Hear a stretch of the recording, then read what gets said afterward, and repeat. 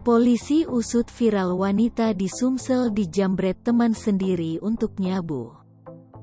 Percakapan antara korban dan pelaku jambret yang diduga berteman membuat geger warga Muara Enim, Sumatera Selatan, Sumsel. Polisi tengah menyelidiki kasus tersebut.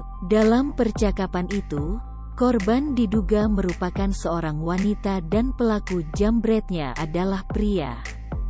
Keduanya disebut mengenal satu sama lain. Dalam foto tangkapan layar yang dipostingan itu, terlihat percakapan wanita itu dengan seorang pria yang merupakan temannya. Pria itu disebut merupakan pelaku yang menjambret HP-nya.